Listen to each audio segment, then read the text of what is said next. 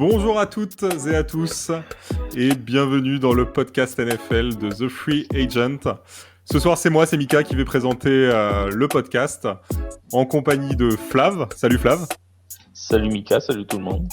Donc ce soir, gros programme, on va débriefer donc la 10e journée de NFL avec pas mal de matchs à regarder, des équipes de retour, des équipes aussi des favoris qui confirment et certains favoris Flav qui tombent. Donc je pense qu'on aura pas mal de trucs à dire ce soir. On va commencer par le match de jeudi, donc le Thursday Night Football.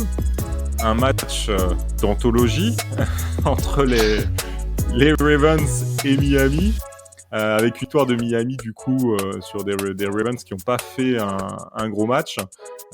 Comme quoi on a porté chance à Miami France du coup au compte qui était avec nous jeudi, puisque les Dolphins ont gagné. Flav, qu'est-ce que tu as pensé du match et surtout, je pense le point important, la défense des Dolphins? Oui, on l'avait dit, ça ressemblait à un match qui pouvait être piège pour les Ravens et il l'a été. Une défense de Miami qui est quand même retrouvée depuis 2 matchs maintenant. Ils ont clairement fait mal aux Ravens avec des blitz permanents. On a un Lamar Jackson qui a réussi que 3 passes de plus de 10 yards sur les 12 qu'il a tenté. Donc il a été gêné en permanence. Et Miami s'est reposé sur cette défense avec peut-être l'action la plus symptomatique, à savoir le pick six, hein, qui a permis de prendre quelques longueurs d'avance, de mener 15-3. Donc voilà, c'est vraiment une défense de Miami qu'on a vraiment retrouvée à l'occasion de ce jeudi. Et ça a servi pour battre ces Ravens. Alors en plus, bon, on avait dit dans Tailgate qu'il y avait des petits problèmes au niveau de la protection du quarterback. Là, on a eu un quarterback qui a changé en cours de match, hein, puisque Brissett s'est blessé au genou. Du coup, Tua est revenu et puis ça a plutôt bien réussi, puisque c'est avec lui sur le terrain qu'ils ont fait la différence. Donc, c'est plutôt une bonne chose, je pense, pour sa confiance. Ils ont un match la semaine prochaine qui est accessible contre les Jets. Donc pourquoi pas essayer de créer une dynamique positive du côté de Miami. Ouais, clairement, je suis assez d'accord avec toi. Et puis, c'est vrai que finalement, la sortie de Brissett qui a fait venir Tua sur le terrain a plutôt été une bonne chose. Tagovailoa a fait un match derrière, donc il m'a fait mentir parce que je l'avais un petit peu critiqué jeudi. Donc, pour le coup, il a fait un bon match, même s'il n'a pas lancé de touchdown, mais il a été très bon à la passe. Et la fameuse défense qui misait beaucoup sur le blitz l'année dernière est revenue là face à Baltimore. Et ils ont terminé, alors je regarde la stat, ouais, ils ont eu 4 sacs, 7 QB hits, donc clairement bien mieux que ce qu'on avait vu jusque-là.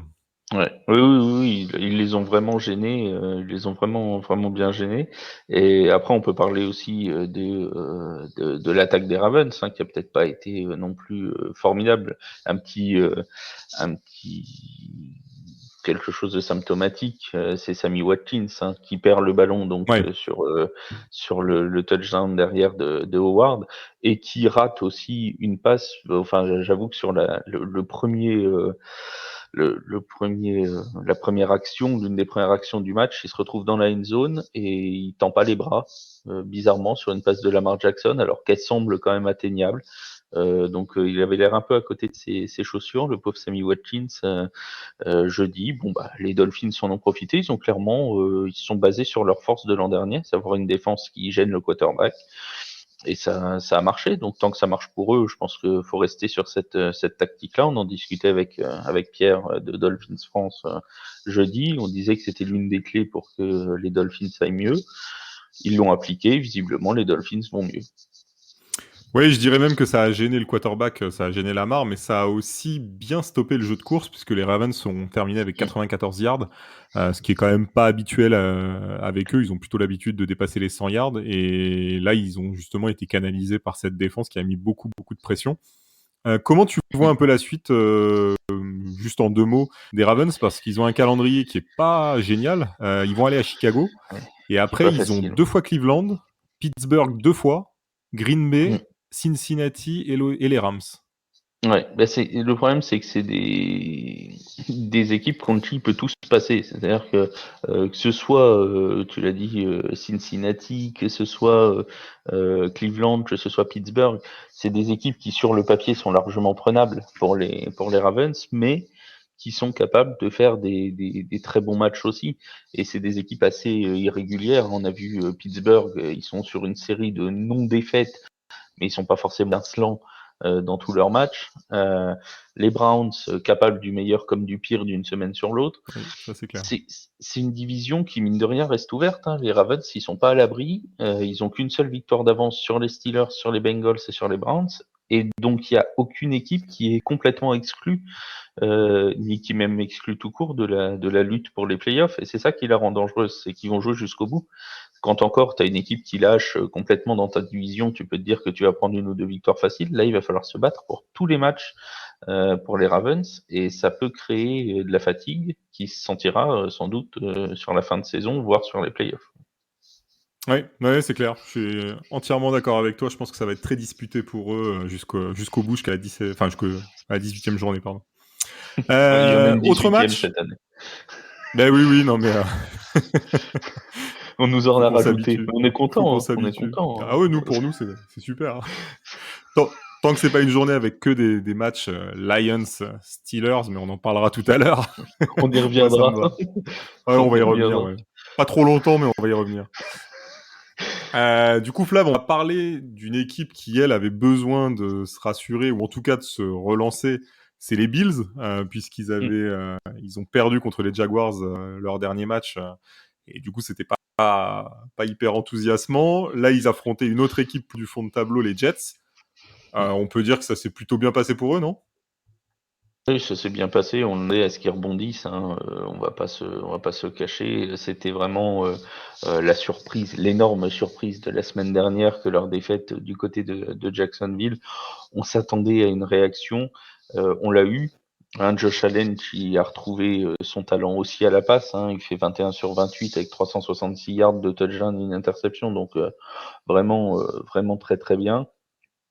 Stephon Diggs aussi qui a été particulièrement efficace. Brillant. Et un Mike White qui lui est retombé sur terre un peu violemment. Hein. Lui qui disait qu'il aurait dû être drafté. Ouais, il aurait dû être drafté numéro 1. Bah là, il sera drafté là où il l'a été, quoi. Hein.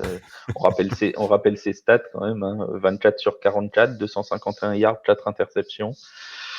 Bon, bah c'est une soirée à oublier, très clairement, hein, pour lui. Alors il avait été très bon contre les Bengals. Il l'a été nettement moins contre la défense des Bills. Donc voilà, on s'attendait à ce que les Bills se rebondissent. Ils ont rebondi. Hein, le duo Diggs-Davis, c'est 267 yards à eux deux, hein, quand même. Donc c'est quand même une performance très très très solide de l'attaque des Bills. On a l'impression qu'ils n'ont pas forcé en première mi-temps. Ils jouaient à leur rythme. Et puis en début de deuxième période, ils ont clairement accéléré pour faire un écart. Ce qu'on n'ont pas fait, par exemple, les Colts, qui avaient l'air aussi de jouer un peu à leur rythme contre les Jaguars, et finalement, ils ont joué à se faire peur en fin de match. Bah, les Bills, ils ont accéléré en début de deuxième mi-temps, et ils s'offrent un succès, somme toute, facile, puisque les points des Jets arrivent pour la plupart en fin de match. Donc oui, on a senti le match était déjà joué. Ouais. Voilà, ils étaient en contrôle et je pense que c'est de bon augure. On a retrouvé vraiment les Bills qui sont toujours l'un des favoris pour aller chercher la tête de l'AFC en fin de saison. Hein. Ça va jouer avec les Titans, ça va jouer avec les Ravens peut-être aussi. Du coup, Flav, un Stephon Diggs qui fait un gros match. Finalement, pour lui, c'est un peu, je dirais, un retour à la normale, sachant qu'il avait été plutôt discret jusque-là, et c'est plutôt une bonne nouvelle pour les Bills, non ? C'est une bonne nouvelle pour les Bills, c'est une bonne nouvelle pour nous parce qu'on l'avait plébiscité ce dimanche. C'est une bonne nouvelle pour tout le monde. Non, mais c'est clairement, il est revenu au niveau qu'on connaît de lui et qu'on attend de lui. Et c'est vrai que quand tu as une arme comme Stephen Diggs dans ton équipe, c'est déjà une bonne chose. Et son touchdown, le premier de son match, est symptomatique aussi, parce que juste avant, il fait un très très gros jeu, une très grosse réception. C'est lui qui fait avancer le drive quasiment de moitié. Et derrière, tu sens que Josh Allen va le rechercher 2 fois de suite dans la end zone pour lui redonner confiance aussi, et parce qu'il sait très bien que Stephen Diggs sera l'un des atouts des Bills pour aller très très loin cette saison. Ouais, c'est clair, c'est clair. On a retrouvé Bertrand, du coup, qui vient d'arriver, qui a réussi à se connecter. Bertrand, comment vas-tu? Bah, ça va, j'ai appelé Orange, j'aurais mis une tarte dans la figure et j'ai dit vous me remettez le réseau, sinon ça va aller mal, donc tout va bien. Bon, bah écoute, je pense que tant que ça fonctionne, tout va bien. C'est parfait. Voilà, on verra On bien. touche plus à rien, tu bouges plus. Je bouge plus, on croise les doigts maintenant. Alors, après les Bills, il y a une autre équipe aussi qui avait un peu pris une claque la semaine dernière, c'était les Cowboys, et qui avait besoin justement de repartir aussi et de se redonner un peu confiance. Là, pour le coup, on peut dire que la mission est plus qu'accomplie au détriment des Falcons. Bertrand, qu'est-ce que tu as pensé de la performance de Dallas, et est-ce que pour toi, finalement, la semaine dernière, c'était juste un faux pas, et là, ça y est, les Cowboys se sont relancés? Ah bah définitivement, au niveau des Cowboys, là on a relancé la machine complètement. Les Falcons en face ont été dépassés physiquement et techniquement. Il n'y a pas beaucoup de joueurs qui ont vu le jour. Bon, je crois que ça doit faire plaisir à Flav, ça à mon avis, du côté des Falcons. Mais bon, sinon la prestation de Dak Prescott, elle était au rendez-vous. 24 sur 31, 296 yards, 2 touchdowns au sol. Enfin voilà, tout le monde a bien fonctionné. CeeDee Lamb a été trouvé. Le frère Diggs en défense, puisqu'on parlait de Diggs auparavant, je vous ai entendu parler de Diggs auparavant, a encore fait une interception. Donc tous les voyants étaient au vert. Mike McCarthy, a priori, a utilisé une expression que j'utilise souvent en parlant de fessée. Quand une équipe en prend une, a priori, c'est ce qu'il avait écrit sur les murs du complexe de Dallas. Et il avait aussi sorti le talc, je pense, donc il leur a fait comprendre qu'il fallait avoir une autre prestation que celle qui avait été faite contre les Broncos. Et ils ont fait ce qu'il y avait à faire. Voilà. Ouais, clairement, grosse victoire et un CeeDee Lamb que je compare un peu à Stephen Diggs pour le coup, parce que lui aussi avait été plutôt très discret cette année, et là il a fait une grosse prestation, 94 yards de touchdown, donc il a clairement répondu présent. Du côté des Falcons, bon, c'est un peu une saison mitigée évidemment. Flav, est-ce que finalement on n'est pas sur une véritable Matt Ryan dépendance du côté d'Atlanta, c'est-à-dire que quand il n'est pas là, malheureusement, plus rien ne fonctionne au niveau des Falcons?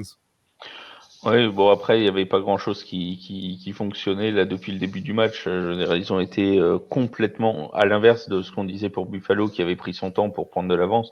Là, Dallas les a asphyxiés tout de suite. On avait vraiment ce sentiment qu'il pouvait rien leur arriver, limite aux Cowboys.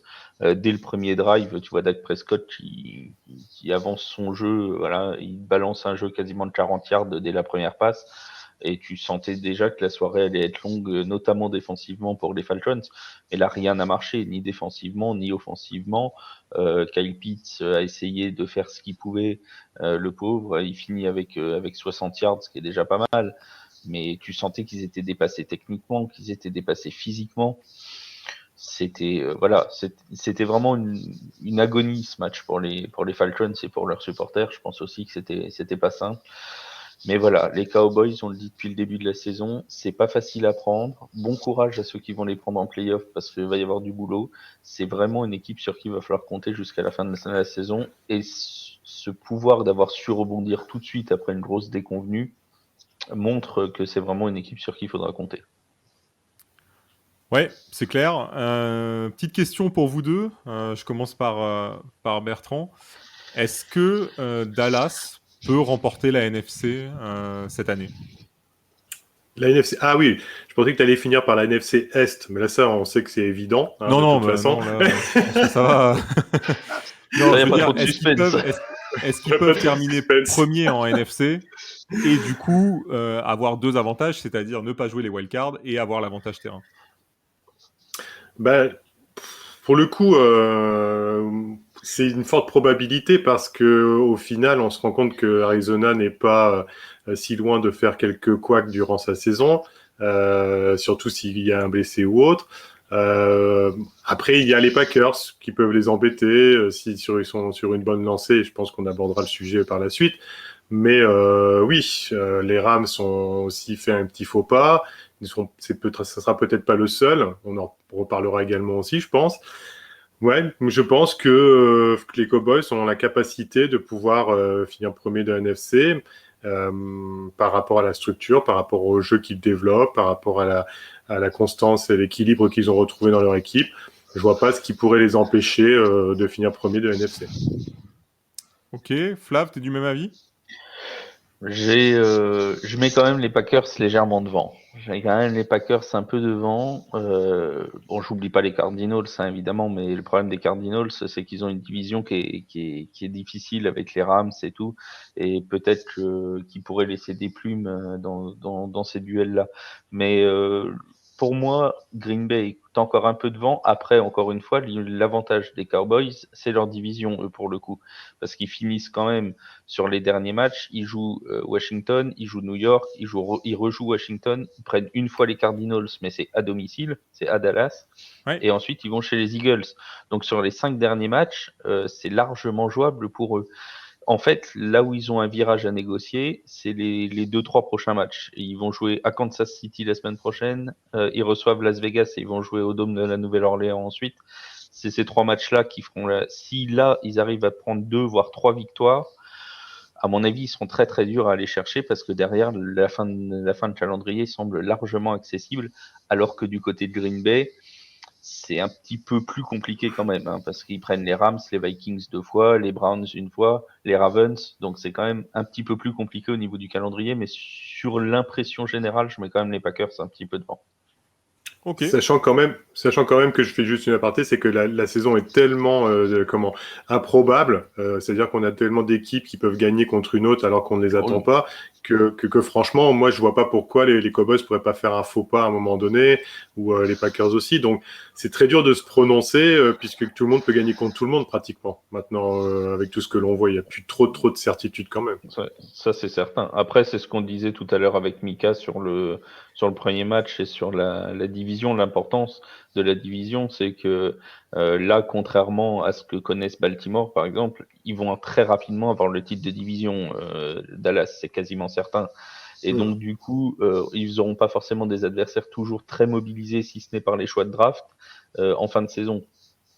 Et ça peut aussi avoir son importance. C'est vrai, Oui, c'est un point important, ouais.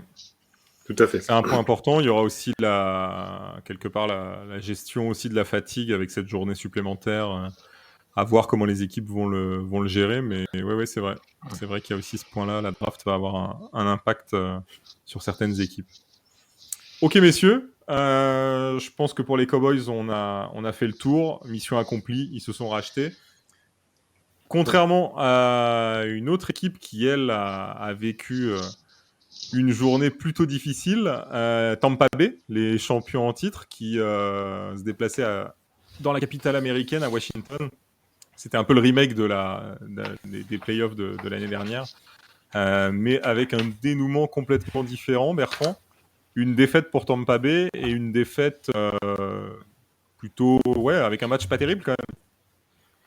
Ouais, il y a des défaites qui sont parfois, je vais pas dire masquées, mais tout du moins où les équipes peuvent, malgré tout, par leur domination, être battues. Là, on n'en est pas là du tout. On a vu une équipe des Buccaneers sombrer, pas sombrer, le mot est un peu fort, mais en tout cas baisser les pieds assez largement. On a été habitué à ce que Tom Brady, soit le métronome et à ce moment-là reviennent petit à petit dans le match. On y a cru à un moment donné puisqu'ils reviennent à 19-23.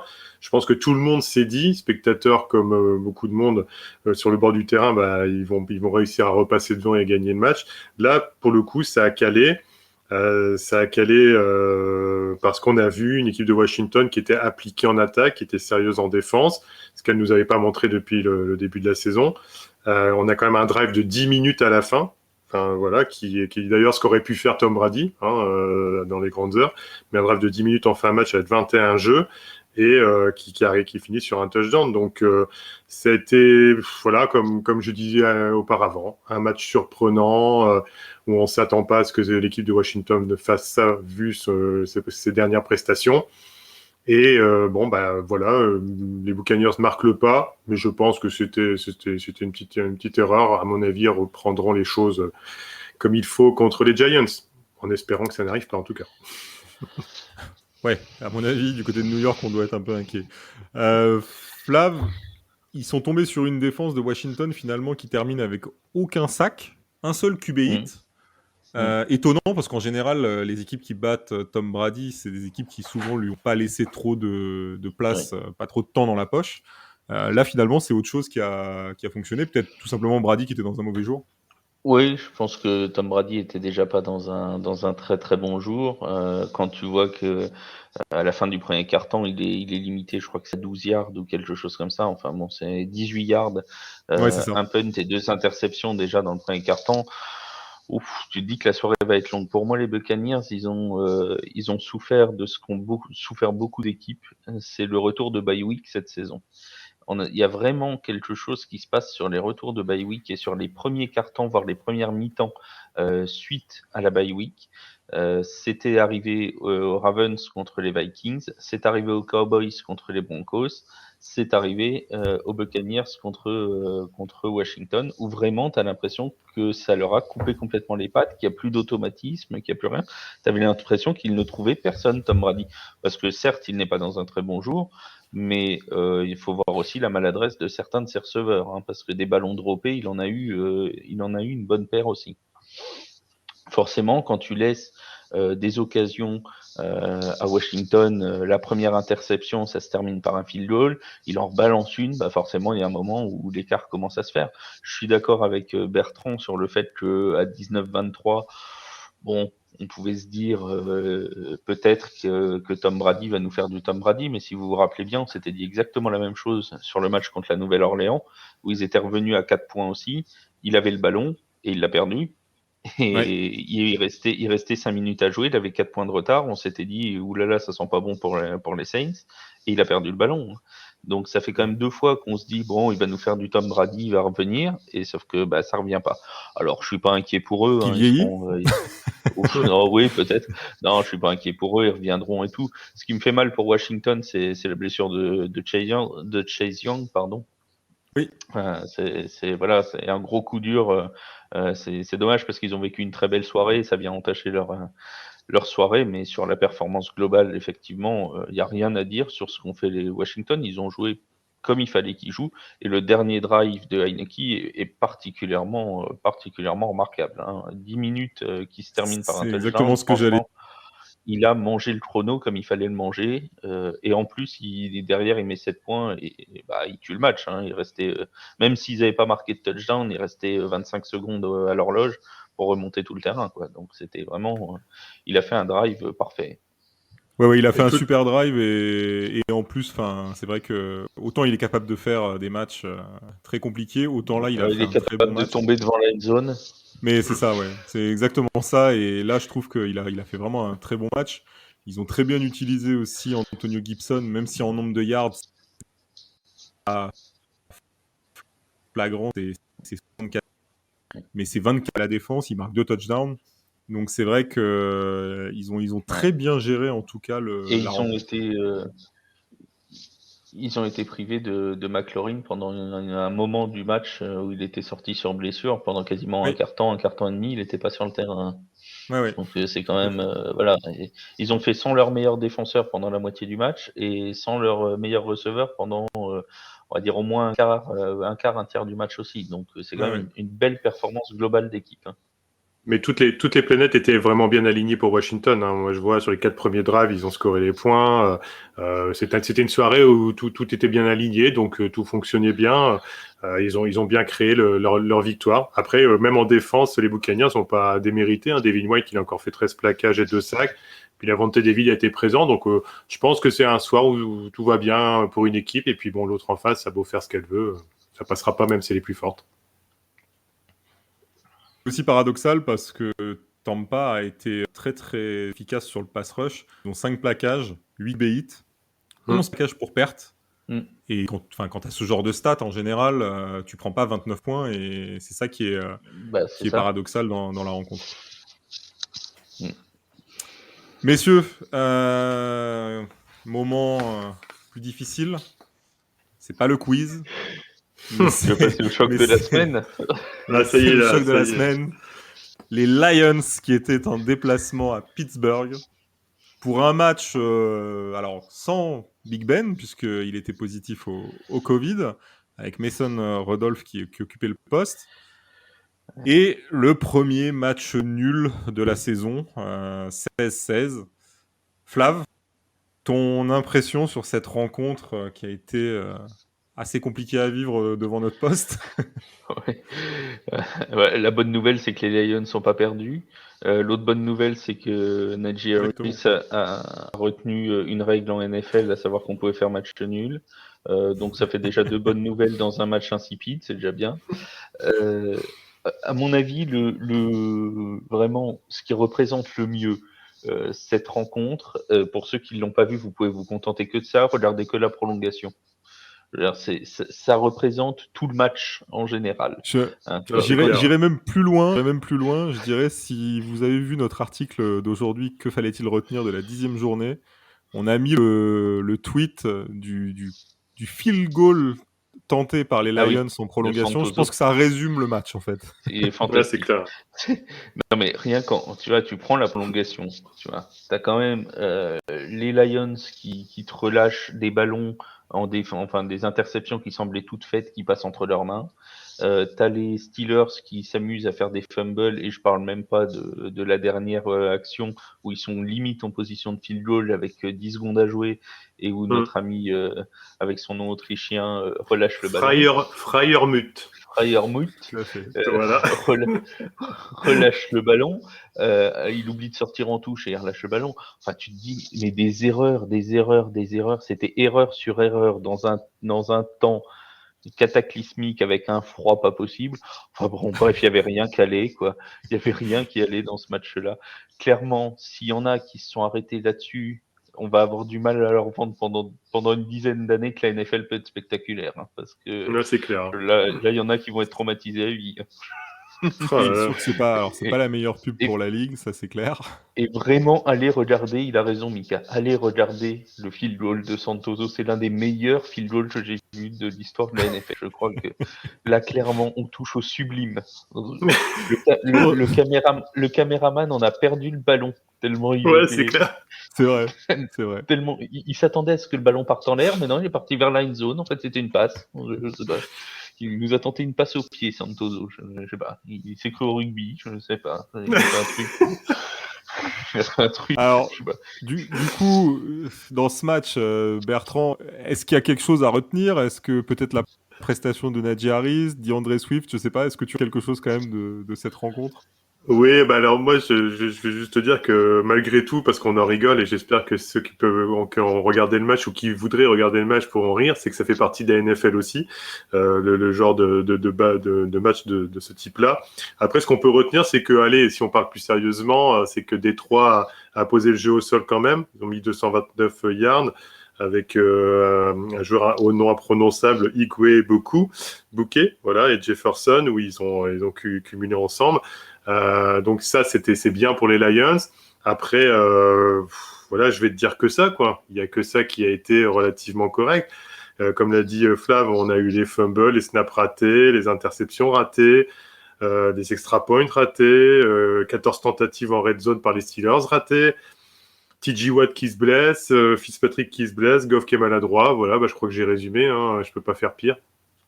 Après, moi, je suis particulièrement, je vais pas dire inquiet, mais préoccupé quand même par les Steelers, parce que, mine de rien, ils sont sur une dynamique positive, parce qu'ils n'ont pas perdu depuis un bon moment quand même.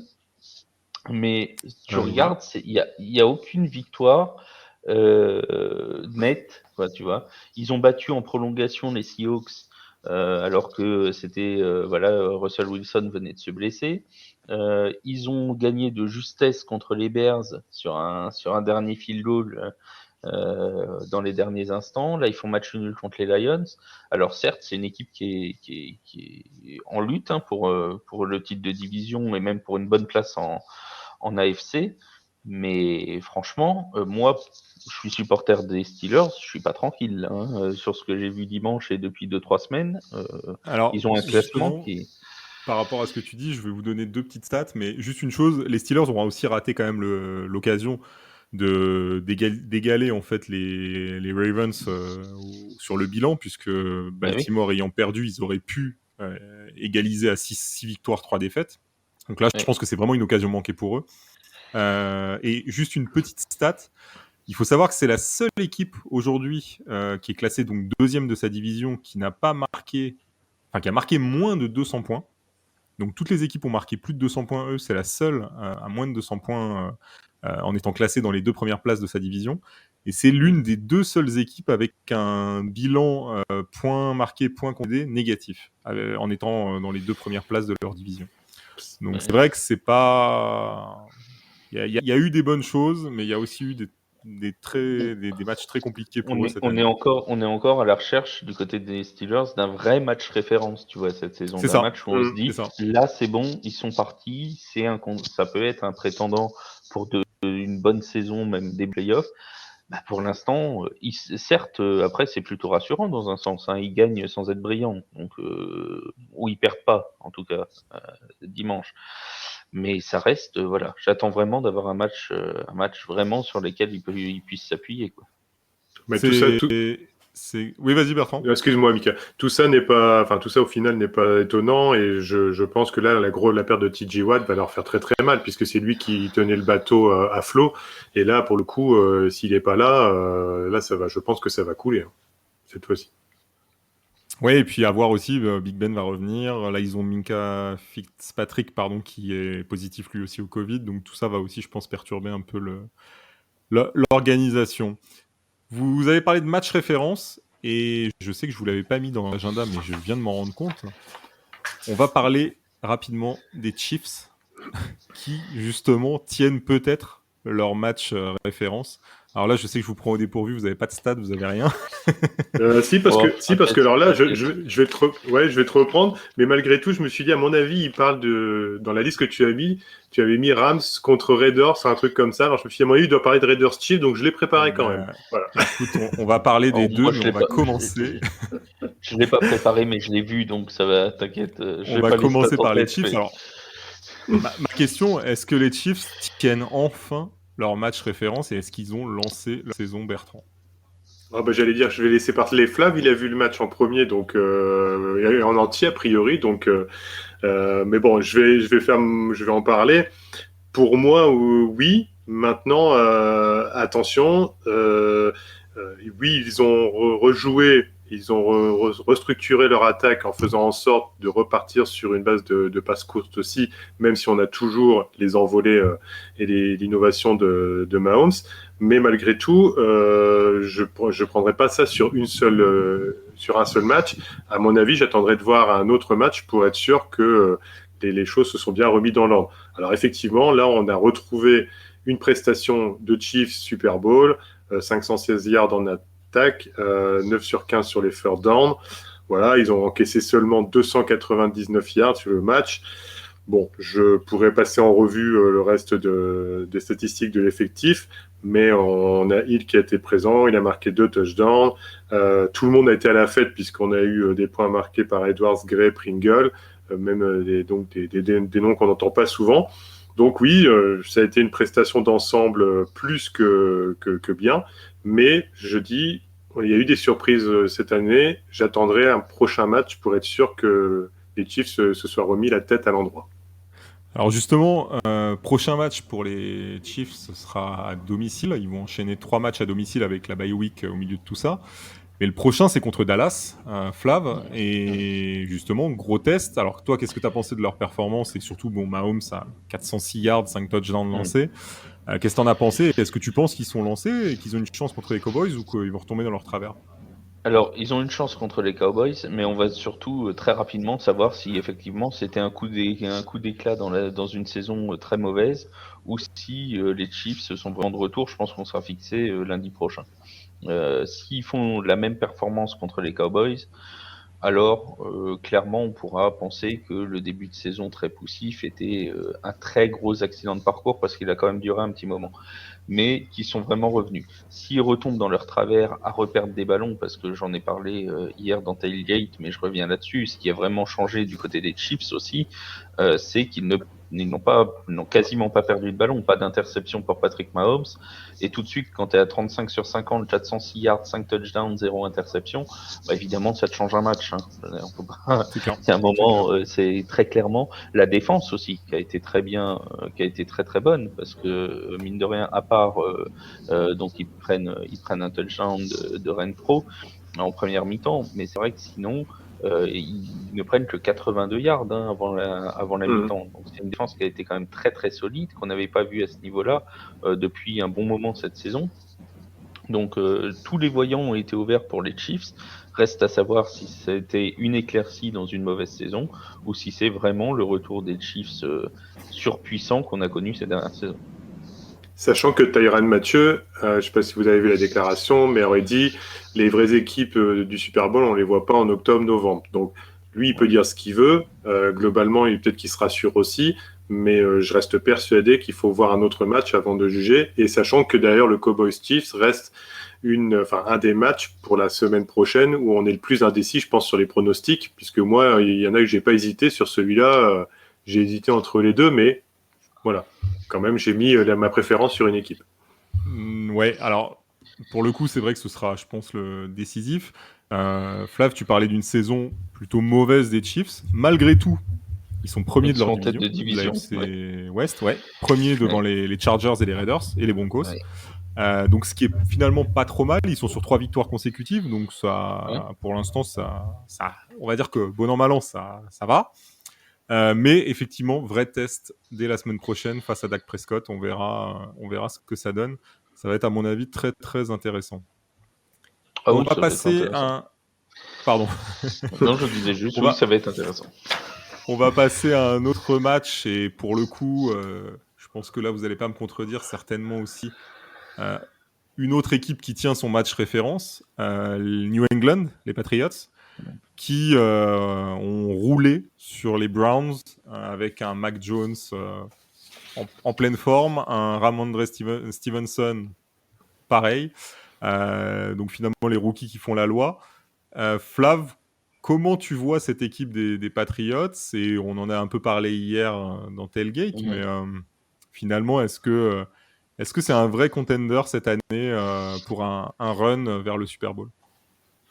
Alors pour le Super Bowl, on en parlait hier, c'est peut-être encore un petit peu jeune, mais pour déjà aller vraiment embêter, bon, c'est pareil, aller embêter les Bills, ça va peut-être être compliqué, mais aller chercher déjà une place en wildcard, je pense que Belichick et les Patriots s'en contenteront très très largement, et ça c'est à leur portée d'aller chercher une place en playoff avec ce qu'ils montrent aujourd'hui. On a l'impression vraiment que Matt Jones est en confiance. 19 sur 23 à la passe, c'est quand même pas mal du tout. 3 TD.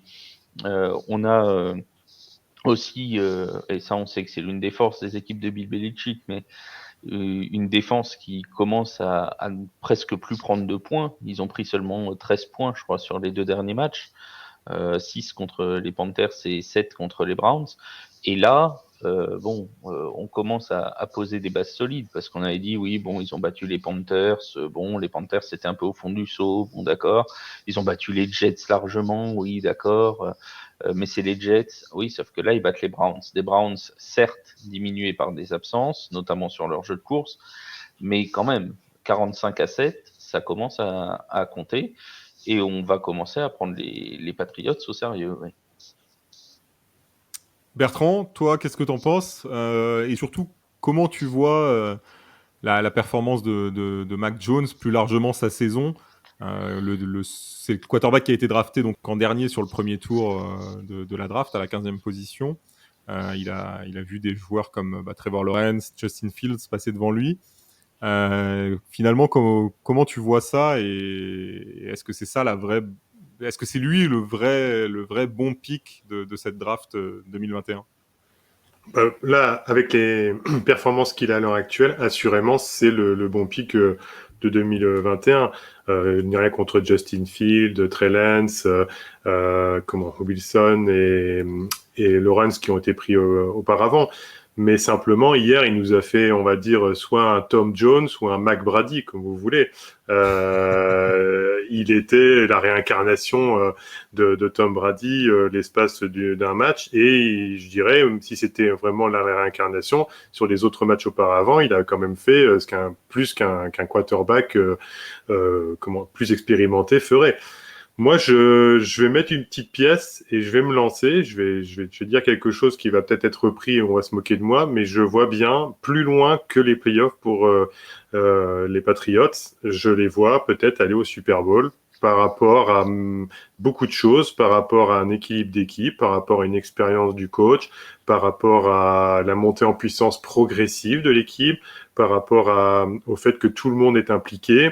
Hunter Henry a marqué encore 2 touchdowns hier. Bourne a marqué un touchdown et a fait 43 yards, 4 réceptions. Enfin bon, voilà, c'est vraiment bien en place. Ils ont doublé, la offensive line a doublé plusieurs fois sur Garrett pour éviter qu'il n'approche de Mac Jones.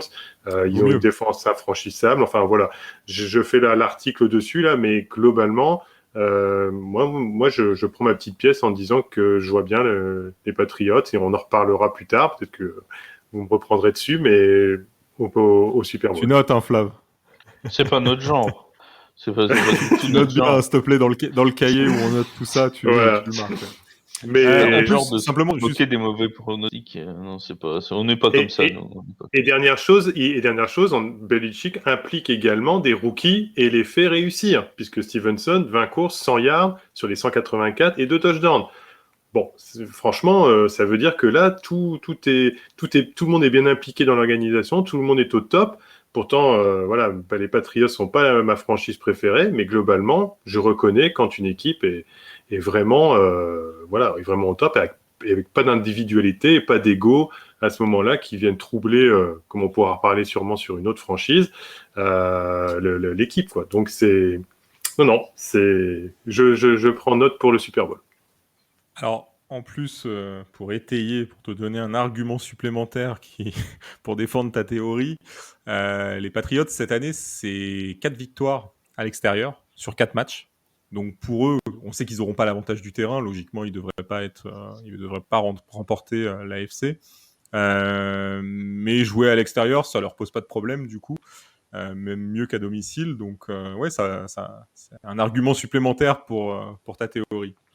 Et sachant que les Patriots sont plus dangereux quand ils sont outsiders que quand ils sont favoris, puisqu'ils ont perdu 2 fois le Super Bowl face aux Giants, Cocorico, en étant favoris au moment du Super Bowl. Donc, en underdog comme ça, ils sont très, très dangereux. C'est l'effet Belichick, tout ça. C'est la magie noire de Bill. Parfait, messieurs. On verra où est-ce que les Patriots arrivent. En tout cas, très belle saison pour Mac Jones, qui est clairement en route pour le trophée de rookie de l'année. On verra comment va se passer la lutte avec Ja'Marr Chase, mais c'est vrai que c'est les 2 joueurs cette année qui ont le plus brillé au sein des rookies, en tout cas sur la partie offensive. On passe à un autre match. Alors, vous avez vu, celui-ci, je voulais pas coller juste après Steelers-Lions. C'était le Packers-Seahawks.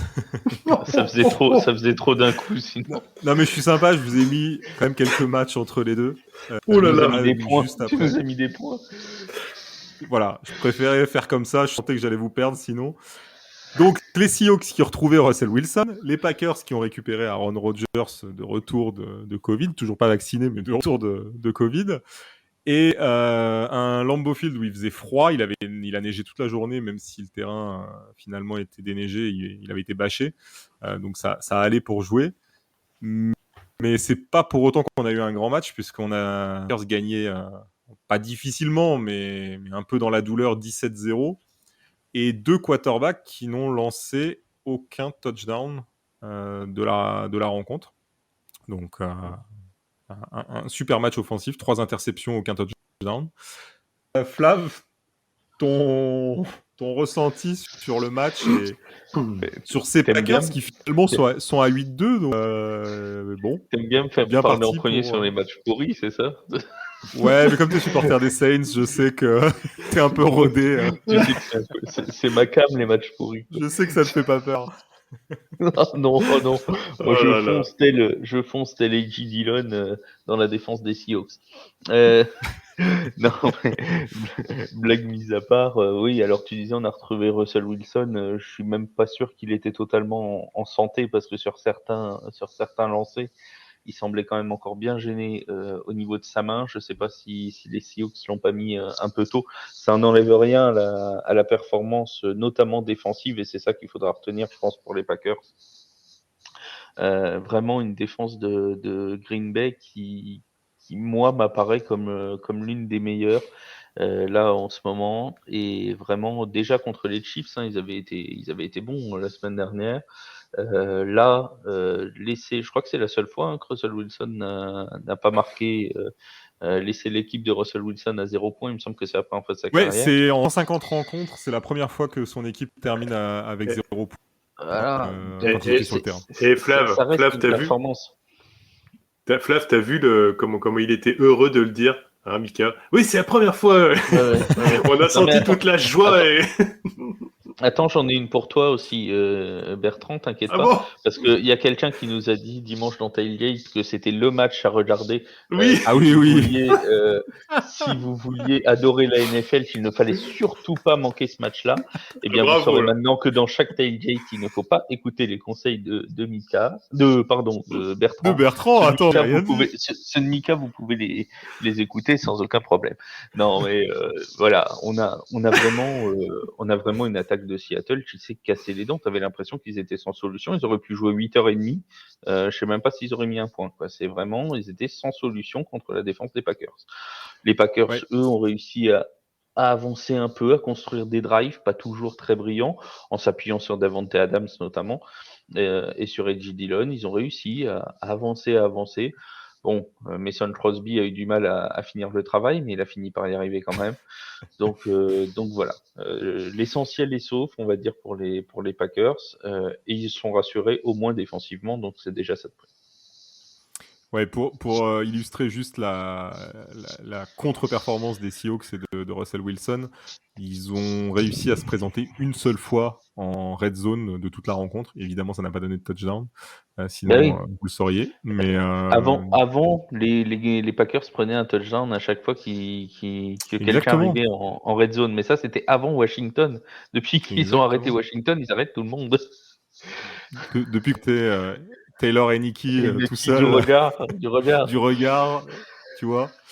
Ah, Bertrand, toi qui étais parti pour ce match, j'imagine que tu as tout regardé du coup. Ouais, Toi bah qui oui. nous l'avais conseillé. Ouais. Bah, il manquerait plus que ça, qu'il ne l'ait pas regardé. Bah, on a même conversé ensemble sur le chat interne, hein, Mika, à propos de ça, jusque tard dans la nuit. Mais globalement, non, moi je me suis laissé avoir par les sunlight des spots américains me disant Russell Wilson, Aaron Rodgers, le retour, et j'y ai cru à fond.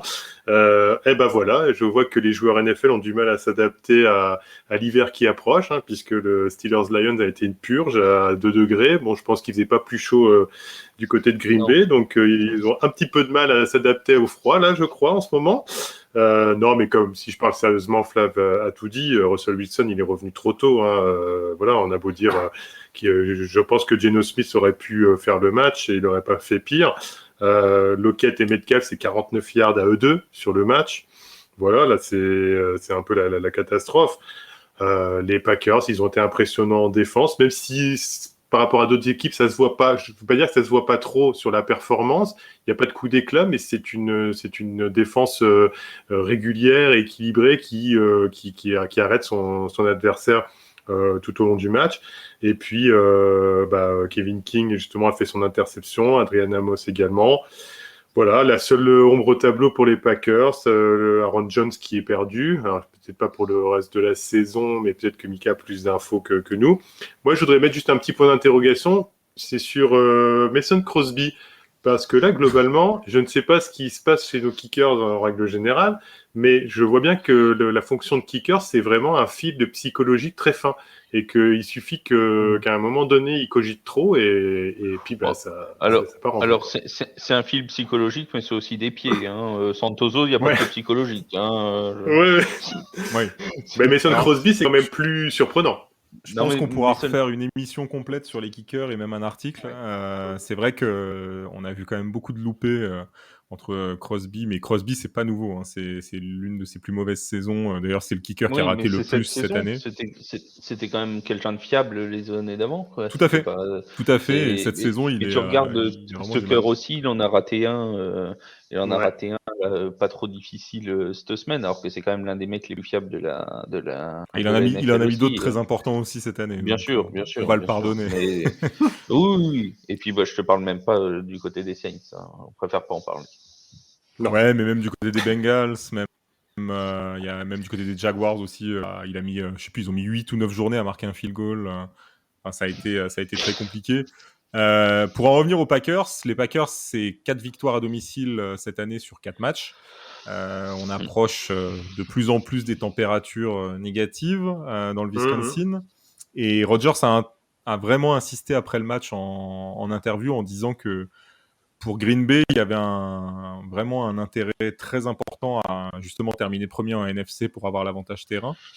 Qu'est-ce que vous en pensez, même si, parce que de toute façon, on connaît les météorologiques et la difficulté d'aller gagner au Lambeau Field.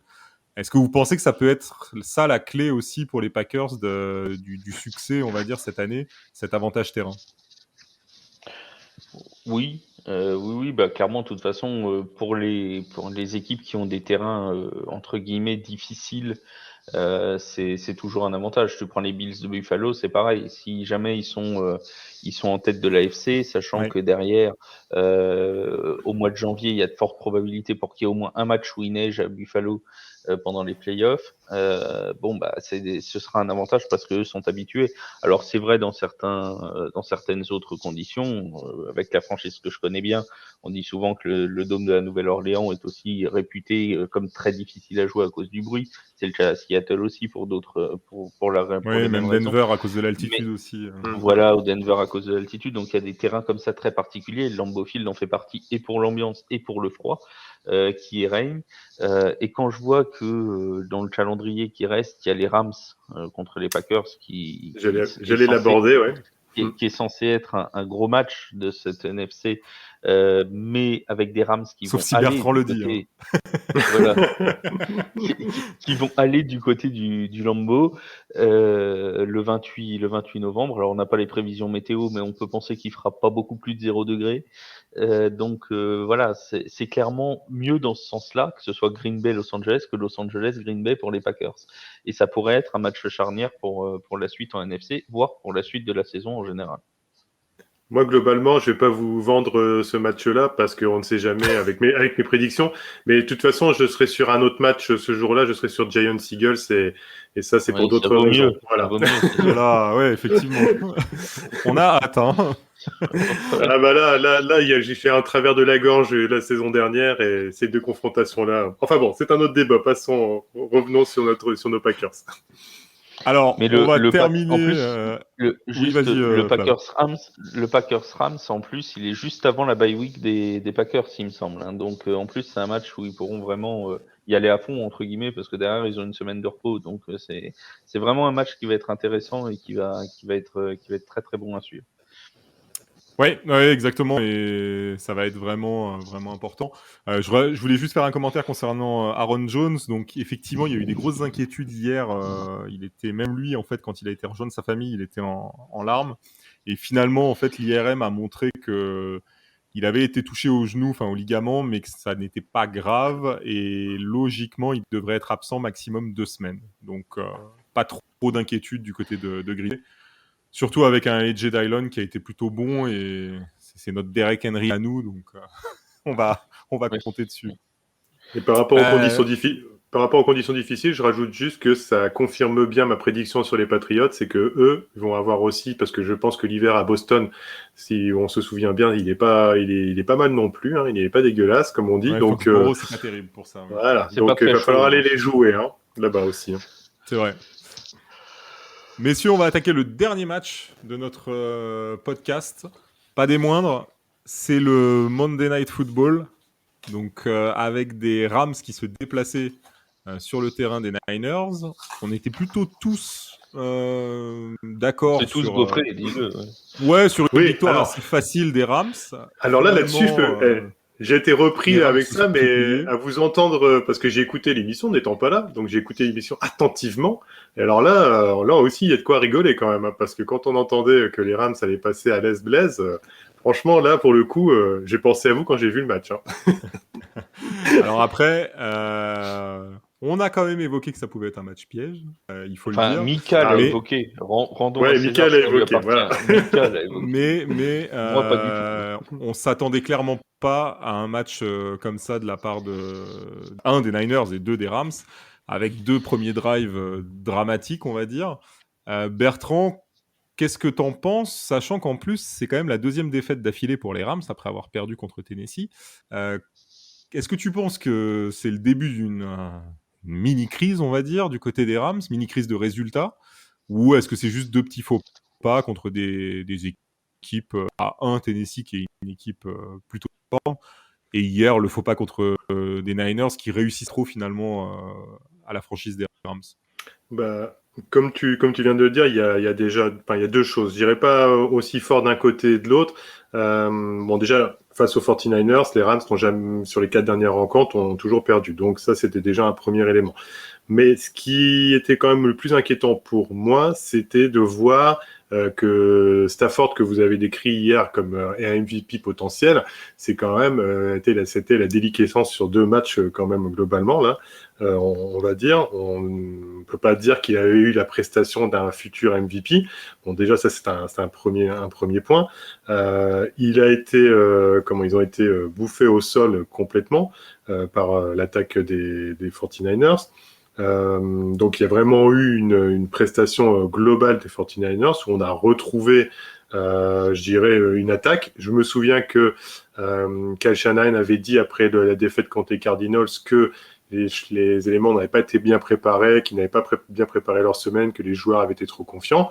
Je pense que là, il a bien préparé son match, hein, parce que tout le monde a été impliqué, en passant par également, je ne sais plus le nom des joueurs, Demeco Ryans, le coordinateur défensif, qui a bien mis en place une défense avec Fred Warner qui a vraiment bien muselé l'attaque des Rams. Donc globalement, on a eu une équipe des Rams, moi que j'ai trouvé perdue. Von Jefferson qui était absent, c'est une absence qui, je pense, va compter. Et Odell Beckham Jr., oui, il faut attendre l'adaptation, oui, il faut qu'il trouve ses marques dans le système, mais on vient de se rendre compte que la multiplication de stars ne fait pas forcément les résultats d'une équipe, et je pense qu'hier, ça a été bien prouvé. Ouais, alors c'est vrai qu'Odell a joué hier, il a fait, il a touché très peu de ballons, il a 2 réceptions et il a été ciblé 3 fois. C'était pas non plus un match facile pour les Rams et pour Stafford. Kupp, lui, a fait ses 122 yards, donc fidèle à lui-même. Flav, là, les Rams, ils sortent de 2 défaites, ils partent en bye week. Ils vont revenir, ils vont directement donc à Green Bay pour la confrontation avec les Packers. Est-ce que tu penses que on peut s'attendre à vraiment des Rams qui vont revenir rebooster, prêts à en découdre avec Green Bay, ou au contraire peut-être une 3e défaite et là pour le coup une vraie crise? J'ai bien peur qu'ils prennent le syndrome bye week aussi dont je parlais tout à l'heure, c'est-à-dire que ce soit long à se remettre en route, et si c'est long à se remettre en route contre les Packers, ils seront peut-être déjà bien en difficulté à la mi-temps, quoi, et ce sera très très difficile pour eux au Lambeau de revenir. Mais enfin ça reste de la NFL fiction, puisque c'est encore dans 2 semaines. Pour le match qui nous intéresse là, tu le disais, Odell Beckham Jr. a été visé 3 fois. Il a eu 2 réceptions, mais me semble-t-il que la fois où il réceptionne pas, c'est le pick six de Jimmy Ward, si ma mémoire est bonne, qui Non, donne le 14-0. Non, je crois que c'est Tyler Higbee. Ah, faudrait le revoir, mais il me semble. Bon, enfin bon, bref, peu importe. Toujours est-il que de toute façon, quand les 49ers ont pris tout de suite l'avantage, ils se sont positionnés très fortement ensuite pour prendre le match à leur compte et prendre leur match à leur rythme. Et ensuite, ils ont conservé le ballon. Ils ont marché très clairement sur les Rams dans le jeu de course. Et quand tu vois que les 49ers ont plus de 39 minutes de possession dans le match, forcément, ça te laisse pas beaucoup d'occasions pour Matthew Stafford et pour les Rams de bien performer. Et je pense que c'est là l'une des clés pour embêter les Rams cette année. On sait que Stafford peut passer, qu'il a des cibles. Cooper Kupp fait encore un très bon match. OBJ va sûrement monter en puissance. Il a des cibles à disposition. Le meilleur moyen pour battre les Rams, c'est comme souvent avec ce genre de très grosses équipes, c'est de les priver de ballon. Parce que tant qu'ils n'ont pas le ballon, ils marqueront pas de points. Ça, c'est quasiment statistique, sauf s'il y a des touchdowns défensifs. Mais voilà, avec le ballon, le jeu au sol qui a été très performant du côté des 49ers, ils ont quasiment pas laissé de chance une fois qu'ils ont mis leurs 2 touchdowns d'avant aux Rams pour revenir. Et à partir de là, ils ont fait ce qu'ils savaient faire contre les Rams. C'est vraiment une équipe qui ne leur réussit pas du tout. C'est comme ça, il y a des équipes qui ne leur réussissent pas, ceux-là ne leur réussissent pas. Et là, clairement, le match contre Green Bay, ça va être un vrai virage parce que s'ils sont à 3 défaites de suite, ensuite ils reçoivent les Jaguars, donc ça devrait aller.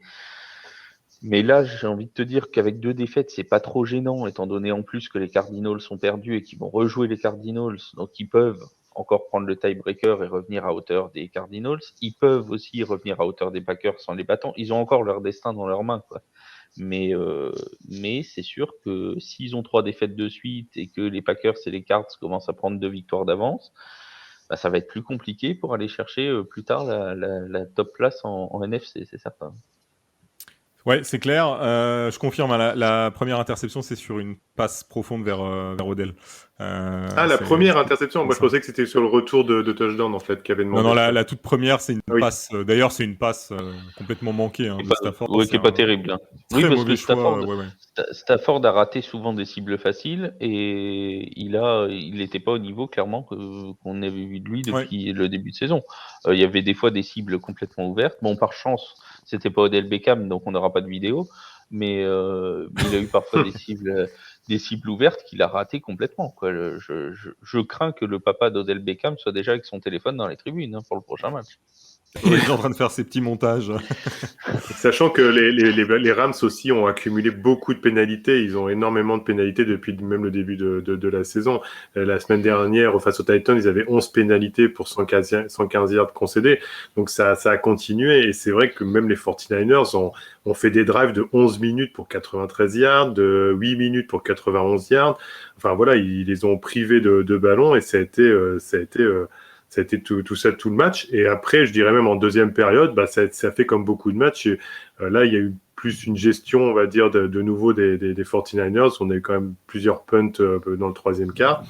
Voilà. Mais je dirais que moi, je suis pas totalement rassuré quand même par les Rams et pour la suite, parce que Stafford, je trouve entre vraiment sur les 2 matchs qu'on a vus, très, très, très... je sais pas comment dire, très très peu rassurant. Ouais, on va dire le mot comme ça. Ok. On peut quand même aussi souligner le match de Garoppolo qui est toujours invaincu face aux Rams. Il en est à 5 victoires en 5 rencontres. C'est quand même pas trop mal. Et c'est peut-être lui finalement l'antidote contre les Rams. C'est ça, exactement. C'est la kryptonite de Sean McVay. Mais il y aura un dernier match. Le dernier match de la saison, ce sera un Rams 49ers d'ailleurs, pour les Rams. Donc ça va être sympa. Peut-être la vengeance là pour le coup. Voilà. Ouais, mais de jouer contre leur bête noire sur un dernier match qui décidera sans doute de la première place en NFC, ça va être particulièrement intéressant. Ouais, ils mettront pas les remplaçants en tout cas, ça c'est sûr. Non, je pense pas. S'ils mettent Garoppolo, ils sont tranquilles les gens. Oui. Messieurs, est-ce que vous aviez d'autres choses à nous dire sur ce Rams 49ers ou est-ce qu'on a fait le tour? C'est parfait. Moi, c'est très bien. Notre podcast touche à sa fin. Merci à tous les deux pour votre analyse et vos expertises sur toutes ces rencontres. Merci aux auditeurs qu'on retrouvera dès jeudi pour une nouvelle émission, un nouveau tailgate, et cette fois c'est en live, ce ne sera pas du podcast. On retrouvera donc Charles, vous me retrouvez moi, il y aura Flav, peut-être Bertrand. On se retrouve donc pour tailgate. Entre-temps, vous pouvez suivre toutes nos émissions sur tous les sports américains, basket, NHL, baseball. On a énormément de contenu sur le site et sur tous nos lives et les podcasts qu'on propose. Jusqu'à jeudi, je vous souhaite de portez-vous bien et on se retrouvera jeudi, Flav, pour une affiche, un Thursday Night Football entre les Patriots et les Falcons. Et les Falcons.